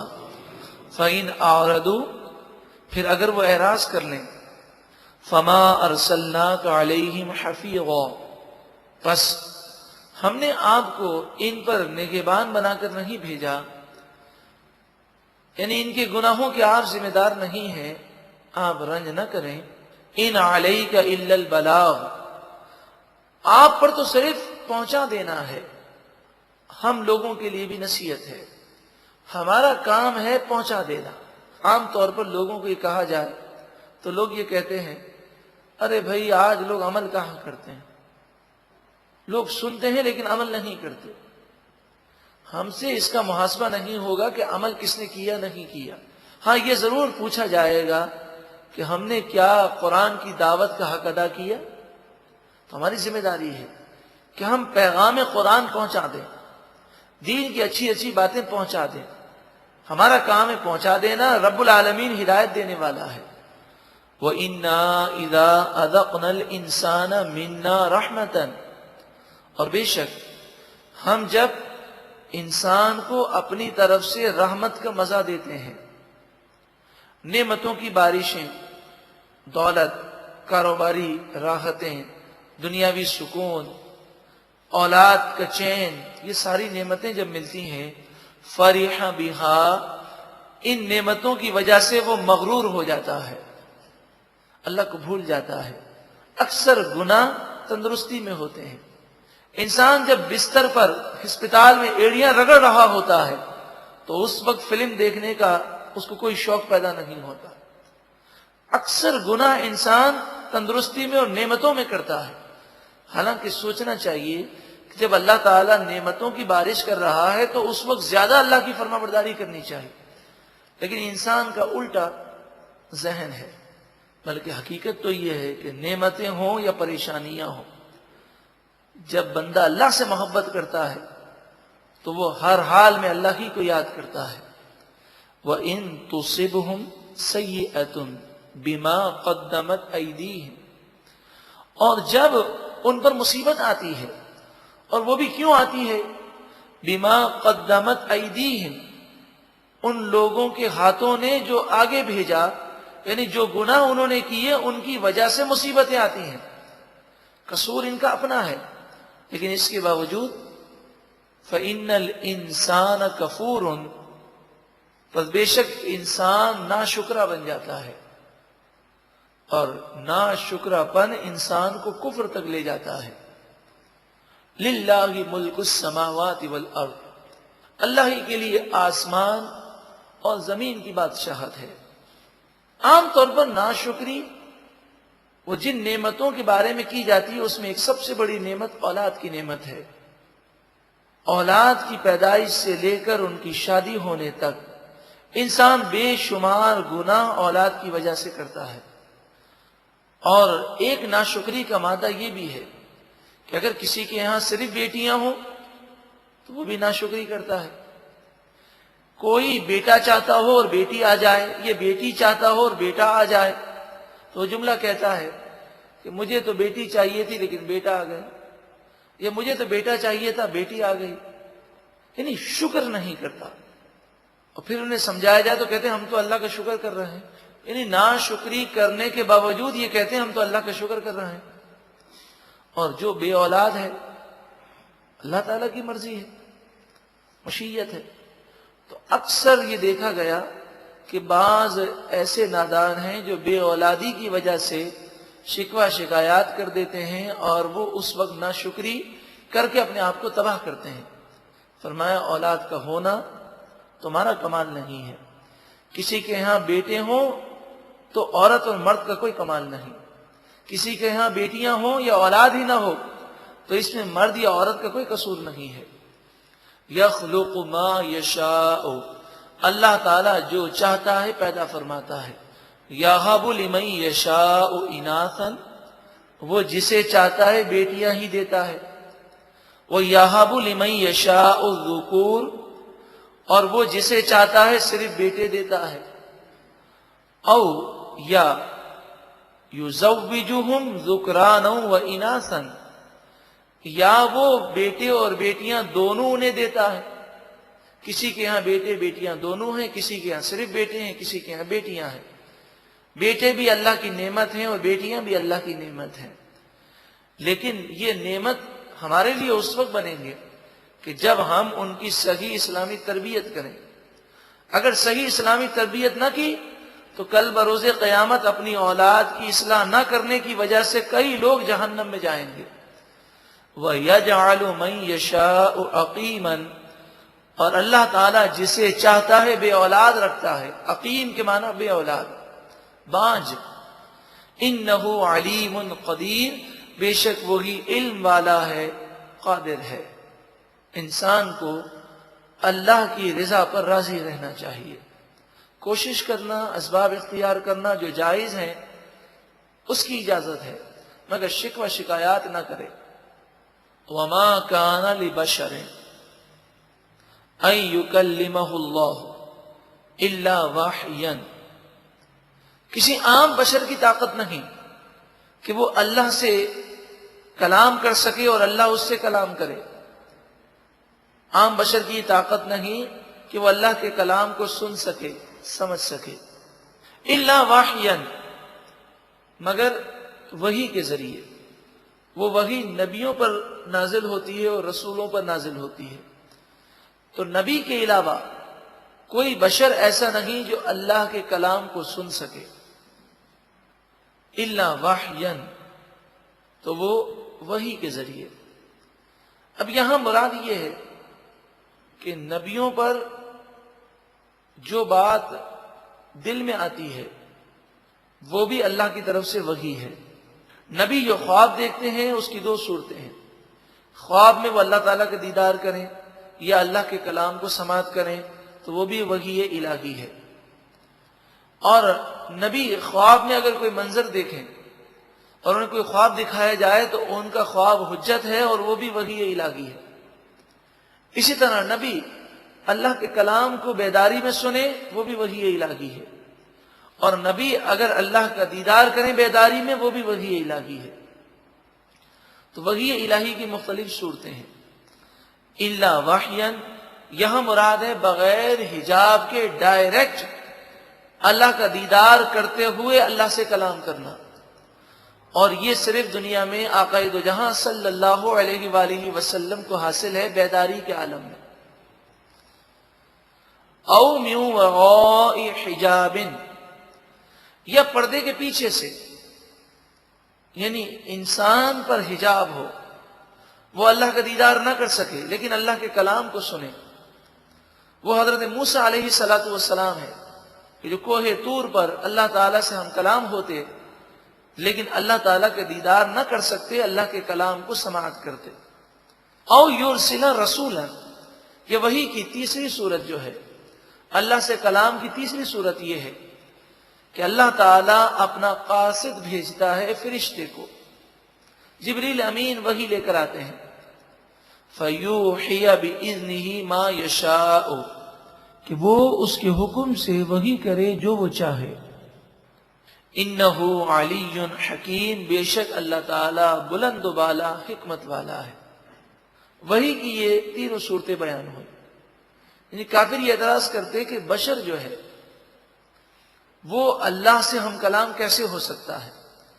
تو فرمایا بشر کے لیے اللہ سے ہم کلام ہونے کی صورتیں ہیں۔ اللہ تعالیٰ جب فضل فرمائے تو اس بشر کو نبی بناتا ہے اور انہیں مقام و مرتبہ دیتا ہے، اور جسے وہ نبی بناتا ہے اسے طاقت و قدرت بھی دیتا ہے۔ وہ فرشتوں کو دیکھتے ہیں، فرشتے اللہ کا پیغام انہیں پہنچاتے ہیں، ایک صورت یہ ہے۔ یا وہ اللہ کے کلام کو سنتے ہیں لیکن خود وہ پردوں میں ہوتے ہیں، وہ اللہ تعالیٰ کو دیکھ نہیں سکتے۔ اور تیسری صورت یہ کہ وہ اللہ تعالیٰ کا دیدار بیداری میں کر کے اللہ تعالیٰ کے کلام کو سنتے ہیں۔ تو تینوں صورتیں ہیں وحی کی، اور مختلف انبیاء پر مختلف صورتیں ہیں۔ تو نبی اکرم صلی اللہ علیہ وآلہ وسلم پر جو وحی کی صورت ہے وہ اکثر یہ ہے کہ جبریل امین وحی لے کر آئے۔ تو یہودیوں نے یہ اعتراض کیا کہ اگر یہ سچے نبی ہیں تو یہ ڈائریکٹ اللہ تعالیٰ کے کلام کو کوہ طور پر جا کر سنے۔ تو فرمایا کہ اللہ تعالیٰ کے کلام کو کوہ طور پر جا کر موسیٰ علیہ السلام نے سنا۔ اس محبوب کریم صلی اللہ علیہ وسلم نے شب معراج اللہ تعالیٰ کا دیدار کیا، اللہ کے کلام کو سماعت کیا، لیکن اکثر اوقات وحی کا سلسلہ یہ ہوتا کہ جبریل امین آتے۔ تو جبریل امین اگر وحی لے کر آئیں تو یہ کوئی اس بات کی دلیل نہیں کہ اللہ کے نبی نہیں ہے، سچے نبیوں پر جبریل امین وحی لے کر آئے ہیں۔ وَكَذَلِكَ، اور اسی طرح أَوْحَيْنَا إِلَيْكَ رُوحًا مِّنْ أَمْرِنَا، ہم نے آپ کی طرف ایمان کی جان ہمارے حکم سے نازل فرمائی، یعنی وحی۔ مَا كُنْتَ تَدْرِي مَا الْكِتَابُ وَلَا الْإِيمَانُ، اور آپ اس سے پہلے نہ جانتے تھے کہ کتاب اللہ کی کیا تفاصیل ہیں اور شریعت کے احکام کی کیا ڈیٹیل ہے، کیا تفصیل ہے۔ مراد یہ ہے کہ اے محبوب، آپ صلی اللہ علیہ وسلم، آپ کو جو علم ملا وہ اللہ کی عطا سے ملا، اور یہی مسلمانوں کا عقیدہ ہے کہ نبیوں کو جو مقام و مرتبہ ملا ہے وہ اللہ کی عطا سے ملا ہے۔ وَلَكِنْ جَعَلْنَاهُ نُورًا، ہاں لیکن ہم نے اس قرآن کو نور بنایا۔ یہ قرآن ایسا نور ہے نہدی بہ من نشاء من عبادنا، ہم اس قرآن کے ذریعے اپنے بندوں میں سے جسے چاہتے ہیں ہدایت عطا فرماتے ہیں۔ اے مالک و مولا، اس نورانی کلام کے ذریعے ہمارے قلب کو بھی نور کر دے۔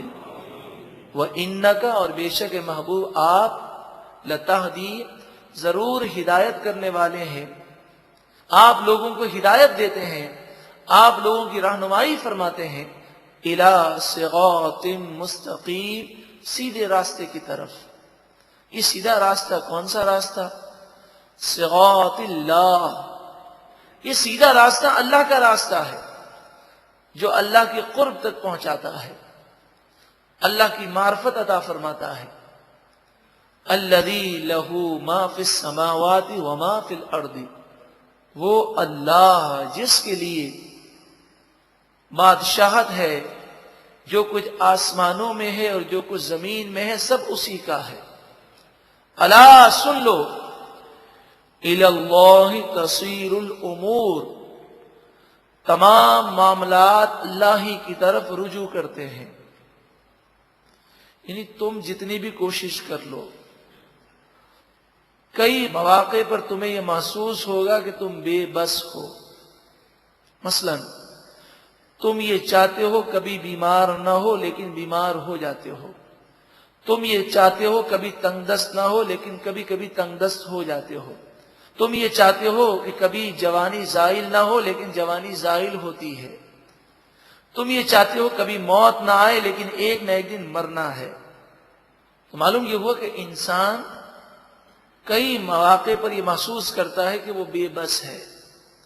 جب انسان بے بس ہے اور حقیقی مالک اللہ رب العالمین ہے تو وہ گناہ کر کے کیا یہ سمجھتا ہے کہ اللہ کی پکڑ سے بچ سکے گا؟ وہ اللہ تعالیٰ کی بارگاہ میں جھک جائے اور اس کا فرمانبردار ہو جائے۔ من کان للہ فکان اللہ لہ، ارشاد فرمایا جو اللہ کا ہو جاتا ہے اللہ اس کا ہو جاتا ہے، اور جس کا اللہ ہو جائے ساری کائنات اس کی ہو جاتی ہے۔ اللہ رب العالمین ہمیں اپنی بارگاہ میں جھکنے کی توفیق عطا فرمائے۔ سورہ شورى مکمل ہوئی۔